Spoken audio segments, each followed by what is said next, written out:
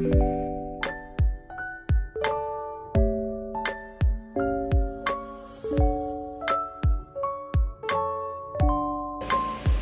of the major functions of organizational hierarchy is to increase standardization and control for the top manager.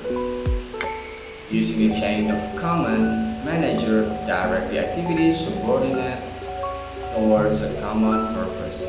If the right person with a creative vision is in charge of a hierarchy, the result can be phenomenal.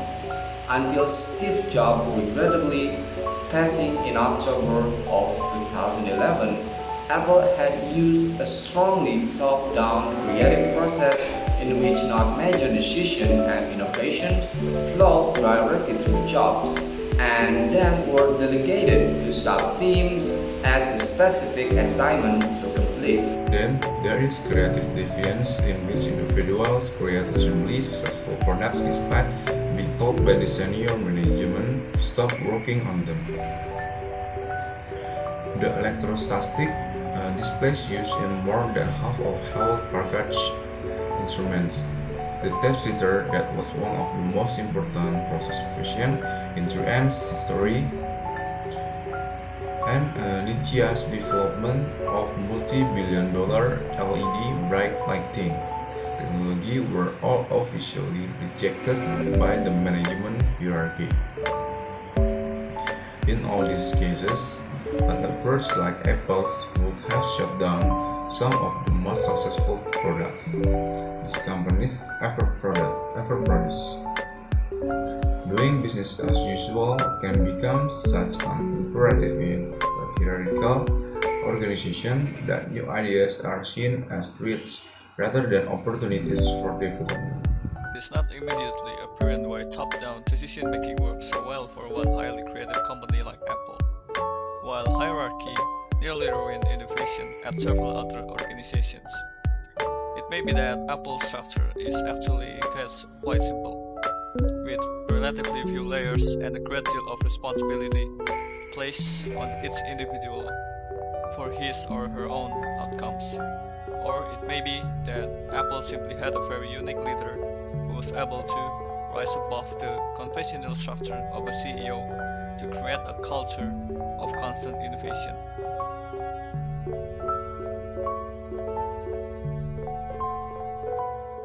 Do you think it is possible for an organization to deliberately create an anti-hierarchy to encourage employees to engage in more acts of creative defiance?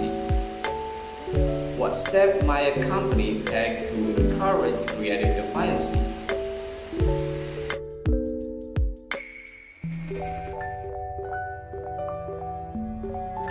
It's absolutely possible for an organization to deliberately create an anti-hierarchy environment that will encourage creative defiance.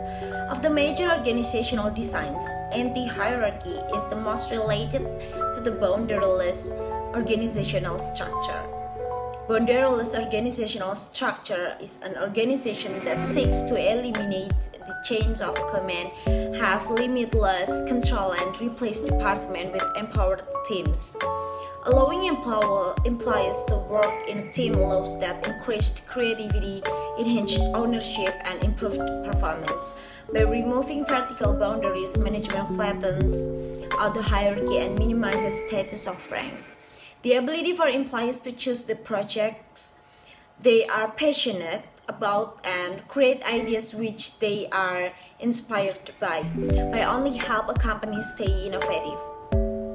One of the most stifling things in a creative workplace is for a boss to be closed-minded or not innovative. Creating an environment or culture of anti-hierarchy will improve creativity. The two biggest steps that a company can take to improve creativity is to support unconventional ideas and promote outside of the box thinking. Doing these two things will encourage environment of creativity and explorations. This was case when creativity enhanced ownership, and improved performance. By removing vertical boundaries, management flattens out the hierarchy and minimizes status of rank. The ability for employees to choose the projects they are passionate about and create ideas which they are inspired by only help a company stay innovative. One of the most stifling things in a creative workplace is for a boss to be closed-minded or not innovative. Creating an environment or culture of anti-hierarchy will improve creativity. The two biggest steps that a company can take to improve creativity is to support unconventional ideas and promote outside-of-the-box thinking.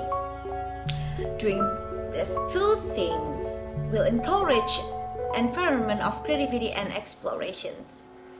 This was case when a firefighter from New York produced a new tool called the Heligun. Hug Heligun was a firefighter in New York and was frustrated by the lack of the effective hand tools for firefighters. He developed the Heligun tool, which is a multi-purpose tool that today every fire department carries. He was able to develop the Heligun tool because his superiors promoted creativity within the fire department.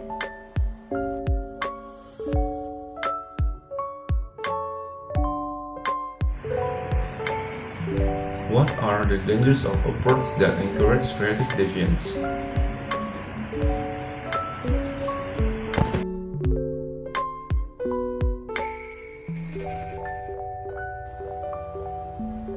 The major danger when it comes to encouraging creativity defiance is the potential for nothing to be created.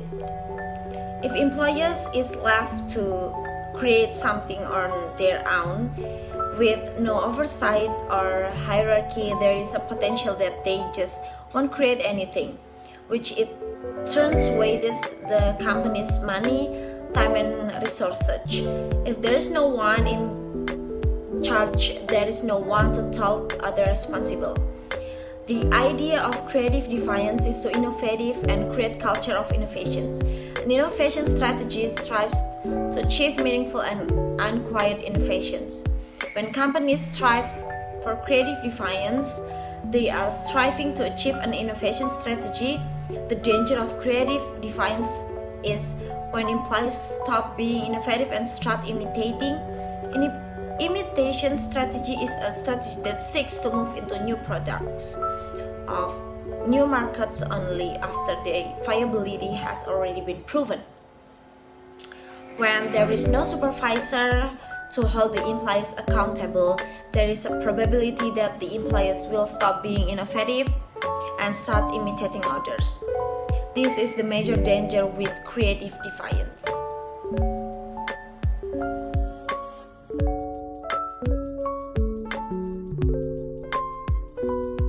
Why do you think a company like Apple is able to creative with a strongly hierarchical structure whereas other companies find hierarchy limiting?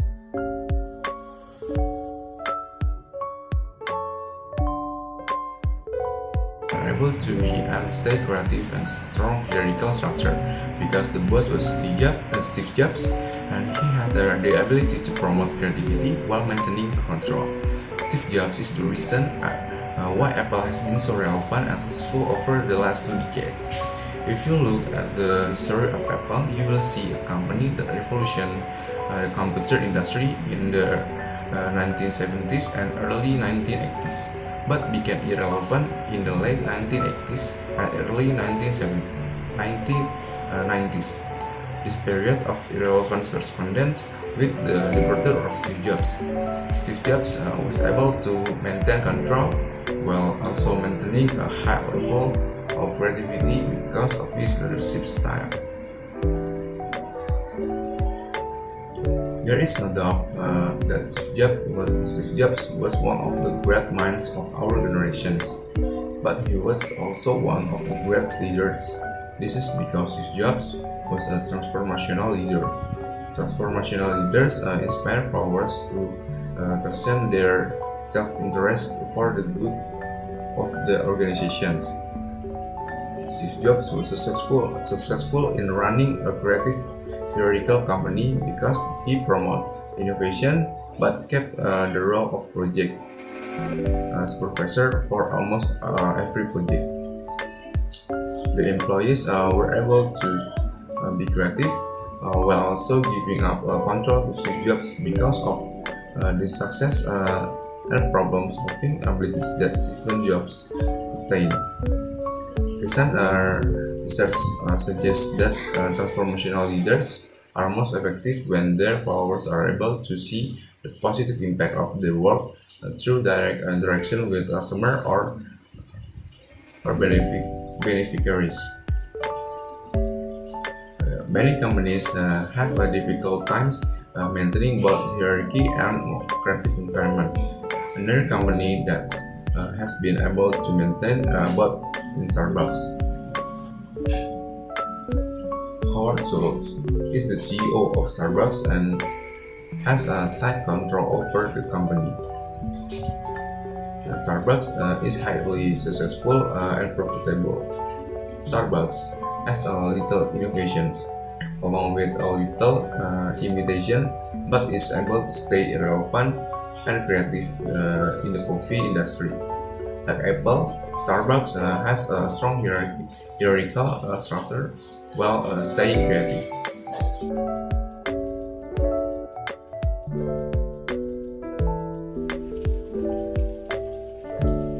Do you think Apple's success has been entirely dependent upon Steve Jobs' role as the head of the hierarchy? What are the potential liabilities of a company that is so strongly connected to the decision-making of a single individual?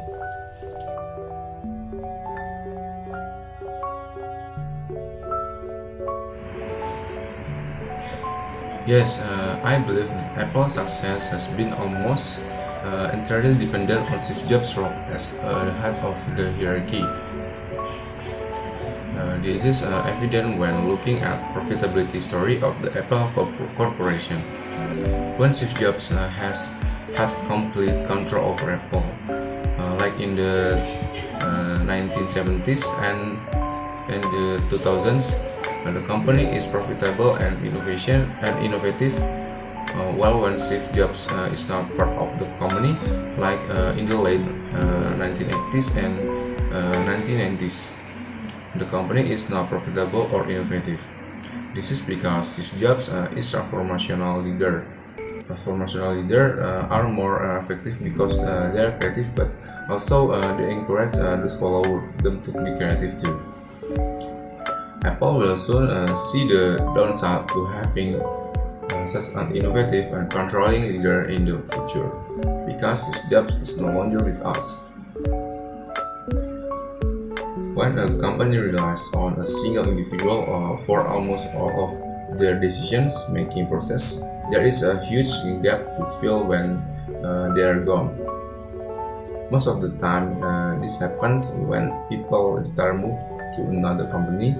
But in Apple's case, Steve Jobs passed away.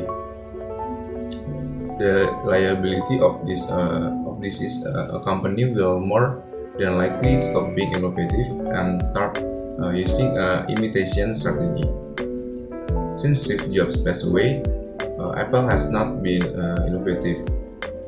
Sure, they produced the iPhone 6, just an imitation of the iPhone 5. When companies such as Apple rely so heavily on the person, the creative process will fall when that person leaves the company.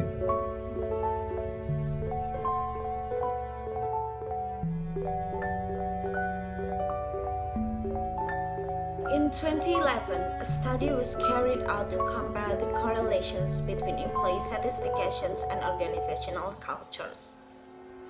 The study involved 3 international hotels in Cairo, Egypt, the Hyatt Regency Hotel, the Semiramis Intercontinental, and the Four Seasons Hotel. The study showed that each hotel had strong organizational culture in which core values were intensely held and widely shared by employees. However, in two of the hotels, the Egyptian culture was more apparent according to Hofstede's and Trompeneras culture dimensions. The level of job satisfaction of employees in the three hotels was examined in a survey. The organizational culture of the three hotels as perceived by the employees were also identified in the same survey. In addition, the extent to which the organization was influenced by the national culture was assessed. The employee surveys were distributed equally in the three hotels. When it came to job satisfaction, the Hyatt scored the highest level of employee satisfaction, followed by the Four Seasons Hotel. And analyzing the organizational culture showed that the Hyatt combined of mix of client and market culture, whereas both the Four Seasons and the Ceramics Intercontinental hotels had a hierarchy culture. The last section of the survey identified the extent to which national culture was present in each hotel based on the Hofstede and Trompener's dimension. That is, the Egyptian compared to the American, for Hyatt and Semiramis Intercontinental hotels, and the Canadian for the Four Seasons Hotel. The Hyatt and the Four Seasons Hotel had more of the Egyptian culture apparent in the hotels. For example, the behavior of the employees reflected a high power distance and more effective relationship between employees. However, the Semiramis Intercontinental adopted a mix of the both American and Egyptian culture. For example, it showed a high power distance mix with natural relation, low level of uncertainty avoidance, and a high consideration of time. Although both the Four Seasons and the Semiramis Intercontinental have a hierarchy organizational culture, the level of satisfaction in both hotels vary widely. Thus, the effect of the organizational culture on employee satisfaction was not evident. Based on the result of this study and the comparing of the three hotels, it was concluded that the embracing the national culture of the host country, in addition to having a strong organizational culture, had a positive effect on the level of job satisfaction of the employees. Therefore, when international hotels open branches in new regions, they need to familiarize themselves with the host country's national culture, especially if they are dependent on hiring local employees. This way, they will be able to adopt many aspects of the host country's culture and will end up with happier employees. How do American, Egyptian, and Canadian differ according to Hofstede and Trompener's? The culture differ in a few ways. Egyptians people respond better at the clan and or market culture. They respond better at a family-like culture and among competition between employees. The job satisfactions of the hotel is the highest within the corporate governance, so Egypt's culture differs in the way. In Egypt, they all accept that power is distributed unequally, while in America and Canada, this is different. In America and Canada, the culture is more likely to be working in a hierarchy instead of a familiar market culture. Individualism is very important. The difference between culture in America and Canada is in America they are more risk-averse and focused on spare time than they do in Canada. The Hyatt and the Semiramis Intercontinental should have shown similar results when it comes to cultural assessment. Do you agree or disagree?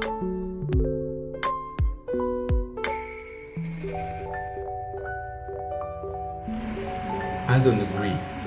Because of the way the culture is adapted in the head hotel, I think that the employees will be happier in there than they are at the San Ceramis Intercontinental Hotel.